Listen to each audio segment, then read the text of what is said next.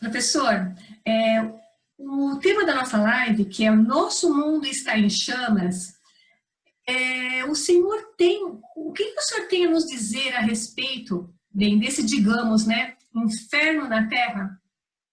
O que o senhor pode dizer sobre isso? Pois então, Simone, os incêndios, eles são cíclicos, né? O Brasil tem sempre a época dos incêndios, tem sempre a época das enchentes, só que, infelizmente, no Brasil, além desses acontecimentos que vêm prejudicando o meio ambiente, o pior é que a gente tem percebido que eles estão sempre com um componente político a mais, e é o que atrapalha, né? Então, às vezes, se não existisse isso, a própria população talvez tivesse agido mais rapidamente. Porque se você for notar e for procurar as notícias hoje, não é só o Brasil que está em chamas, né? Hoje nós estamos vendo incêndio na Sibéria. Quem que diria isso, né? Um país que tem 90% da sua área coberta de gelo. Mas, infelizmente, né? Infelizmente, através da ação humana, o Brasil hoje está ardendo em chamas, né, Simone? Sim, infelizmente, professor. E qual que é a relação, professor, desses incêndios que está ocorrendo nos Estados Unidos, na Califórnia, e já morreram mais de 30 pessoas, né, com incêndios que estão acontecendo aqui no Brasil? Tá, o incêndio do Brasil, a gente pode colocar até mesmo um elemento cultural, às vezes, né?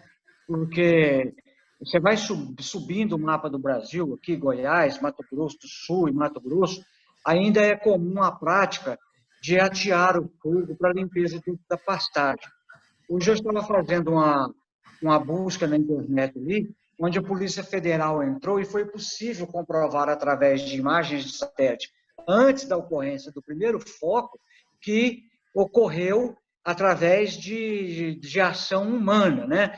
Começou, lastrou, passou para a fazenda, são focos diferentes, em distâncias diferentes, que a gente vê que não foi ocasionado por alguma coisa da natureza, e sim pela ação humana. Nos Estados Unidos e em outro lugar, não tem esse componente. Lá ninguém botou fogo para limpar pasto, longe disso, a consciência deles está um pouco mais adiantada do que a nossa. Lá pode ser por um descuido, né? Não foi intencional, mas são diferentes os fatores que levaram à ocorrência desses incêndios no Brasil com os incêndios europeus e no próprio Estados Unidos ou em outro país qualquer. Sim, questões culturais também, né, professor? É demais, né? O Brasil tem muito isso, né? A questão cultural influencia muito. Principalmente, antigamente era só o pequeno produtor. Hoje, o grande produtor também está fazendo isso, né? Apesar de possuir toda a informação, ainda se pratica, né, o incêndio para limpeza de pastagem. Sim. E que aí logo após, vem um capim rigoroso que dá uma sustentação melhor para o gado, né? Entendi. Professor, existem alguns santuários aqui, né, no Pantanal, que nós temos as araras azuis, onça pintada, que estão sendo fortemente, esses santuários estão sendo fortemente consumidos pelo fogo. E é possível reverter essa situação algum dia? Simone, levando em consideração a capacidade do brasileiro, a gente tem que acreditar que sim, tá? Só que é um processo demorado. Esse processo demorado, se não tiver a iniciativa de iniciar logo a recuperação disso, pode existir a perda da grande, né, população das onças pintadas. As onças, elas não têm uma facilidade enorme de se procriar, né? Se a gente for envolver estados, União e municípios, aí que a coisa fica mais difícil ainda. Eu sinto muito, né? Vai ser difícil, mas eu quero acreditar que a capacidade do homem tem de destruir, que ele tem também de reconstruir tudo isso, ainda que... Professor, o senhor é perito ambiental com atuação em vários estados, na apuração, inclusive, nesse tema. A que o senhor atribui esse volume de focos de incêndio? Bom, a gente até acabou de falar um pouco a respeito disso, né? Se você for fazer uma análise, Simone, as causas de incêndio que são cometidos por eventos da natureza, elas são raríssimas, porque o evento da natureza que causa incêndio é o raio, tá? Nesta época seca, dificilmente tem algum raio que possa ter provocado essa quantidade de incêndio no volume que está, em estados diferentes, bem distantes um do outro. Então, isso é impossível. A primeira coisa que nós temos que deixar de fora hoje é que esses incêndios tenham sido causados, né, por alguma motivação natural, no caso, raio. Não foi, tá? Essa culpa, nós podemos não ter nenhum arrependimento de jogar ela em cima do ser humano, infelizmente, tá? Você vai verificar que daqui 30 dias, 60, quando começar a sair essas perícias, né, seja ela do IBAMA, seja ela da Polícia Ambiental ou da Polícia Federal, nós vamos sempre chegar no culpado, que é o ser humano. Essa culpa tem CPF, como nós costumamos dizer por aqui, tá? É o ser humano, infelizmente, né? Seja para a limpeza do pasto, seja por ganância, seja por um outro motivo qualquer, de atear fogo para ele ter lá uma abertura maior, para um plantio qualquer, infelizmente, o dedo do homem está lá. Então, esses focos de incêndio, qualquer que seja o estado que ele esteja, Mato Grosso do Sul, Goiás, Tocantins, infelizmente foi o homem, tá? Ainda que ele saiba que isso possa sair do seu controle, como ocorreu, tá? Ele põe com a intenção e foge. O fogo é algo que tem um dinamismo muito grande. A partir do momento que você perde o controle, só Deus com a chuva vai poder apagar aquilo, como está ocorrendo essa semana lá, graças a Deus, né? Verdade. Professor, em tempos de pandemia, nós não podemos fugir do tema, né? Não adianta, é algo que nós estamos assim, e tudo a gente está pensando, o que nós estamos tendo de impacto neste momento tão crítico da pandemia? O que esses incêndios florestais podem impactar a vida da população em tempos de pandemia? Hoje a gente pode jogar qualquer responsabilidade, né, dizendo que isso pode criar, aumentar, né, alarmar os índices dessa pandemia de Covid. Mas o que a gente tem percebido muito, Simone, é que o volume de incêndio é tão grande que essa semana as fumaças dos incêndios já atingiram 4 outros países da América do Sul. Não sei se você viu isso, né? Então, nós temos ali esses países circunvizinhos aqui do Brasil, está recebendo uma fumaça de graça, né? Que é oriunda da nossa queimada. Tudo isso prejudica, né, a qualidade do ar. São Paulo mesmo, eu não sei se já ocorreu ou está para ocorrer, a chuva negra, né? Que é oriunda dessas fumaças, dessas partículas que estão em suspensão no ar. E tudo isso, Simone, leva, né, para que, independente da pessoa estar com essa doença Covid ou não, a uma dificuldade de respiração. Ainda mais quem está com Covid e que a gente tem percebido que ataca principalmente as vias aéreas, o pulmão, né?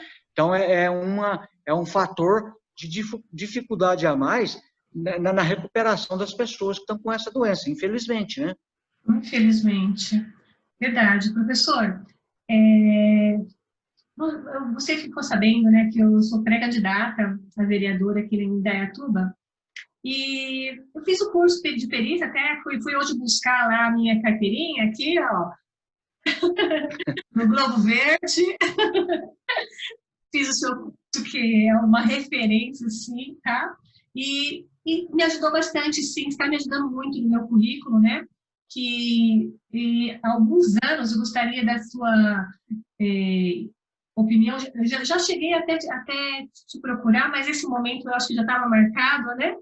Porque eu queria saber sobre o que esse momento que a gente está vivendo vai impactar no desenvolvimento. E quando eu digo assim, desenvolvimento, do país, mesmo da minha cidade, da sua cidade, né? E como as políticas podem contribuir na prevenção desses incêndios. Bom, Simone, primeiramente eu quero te desejar sucesso nessa empreitada nova sua, né? Como candidata a vereadora. Eu também, uma vez, já me atrevi a ser candidato, isso em 2000, pelo menos para a gente ter uma experiência, seja ela negativa ou positiva, né? Eu fui Professor, candidato também. só um minutinho. Ainda pré-candidata. Mas vai ser. E pelo que a gente conhece de você, pela sua capacidade, né? Gostaria imensamente que você fosse realmente eleita, porque, pelo menos na área ambiental, Indaiatuba estaria muito bem representada, tá? Sem falsa modéstia. A gente conhece você, sabe da sua capacidade não somente nesse assunto, né, mas principalmente nesse assunto. Porque hoje é impossível você falar de política sem colocar as questões ambientais no meio disso, né? Aliás, é um discurso muito forte, né? Eu acho que você pode se apegar bastante nisso aí. Com relação às políticas públicas, Simone, eu sou um pouco cético quando a gente necessita, tá, de apoio, seja ela em que esfera for, né? Na esfera federal, estadual, municipal, quando nós dependemos, por exemplo, de uma equipe para ir lá apagar um incêndio, e se a gente depender exclusivamente dos poderes públicos, tá, vai acabar tudo em fogo. Eu acho que, às vezes, quando existe aquelas PPPs, né, as parcerias públicas-privadas, pode ser que ainda venha funcionar melhor, né, porque aí entra aquelas ONG, entra as ONGs, né, que cobram mais um pouco, entra a sociedade de outra forma qualquer organizada. Eu acredito muito mais nessa força da sociedade do que no poder público, tá? Precisou de dinheiro, precisou de investir, um joga a responsabilidade em cima do outro, Simone. Você que vai estar entrando na política agora, efetivamente, porque um ser político eu tenho certeza que você já é, e deve perceber em que tudo lá, né? Nós tivemos um prefeito, que foi um grande empresário, que o último prefeito que nós tivemos, né? Que era um grande empresário da nossa cidade, e no meio do caminho ele até se arrependeu de tudo isso, porque a facilidade que ele tinha em resolver as questões como empresário era no estalar de um dedo, enquanto na prefeitura, às vezes, uma máquina de 1,5 milhão ficava parada, porque ele não podia tirar um dinheiro para comprar um parafuso que custava 20 centavos, porque tinha que abrir uma licitação pública, né? Então, para o empresário, ele se sentia preso nessa situação. E a mesma coisa somos nós, quando nós dependemos do apoio da prefeitura, ou do governo do estado, ou governo federal, a gente se sente com as mãos atadas, tá? Com essa ao dispor daquilo que é necessário, tá? Então, você está vendo aí hoje, pessoal apagando fogo, dando uns tapinhas com as plaquinhas lá, não vai acabar nunca, né? Então, quando você entra com o pessoal de fora, né, com a sociedade, em pouco instante eu vi lá 8 aviões desses que jogam veneno agrícola se dispondo a jogar água para apagar o incêndio. Então, o resultado disso, a sociedade envolvida, ela é mais rápida nos apelos, tá? Então, a gente espera, né? Talvez com pessoas como você, isso possa, aos poucos, ir revertendo, né, Simone? Mas, infelizmente, você vai ver, na hora que você estiver lá, nos meandros da política, da dificuldade da gente necessitar do poder público. Entendo, sim. Obrigada pelas palavras, mas só que antes de encerrarmos, eu gostaria que você falasse um pouquinho do seu curso da Globo Verde. Se você tem uma capacitação, um curso específico, uma capacitação para essa área de incêndios.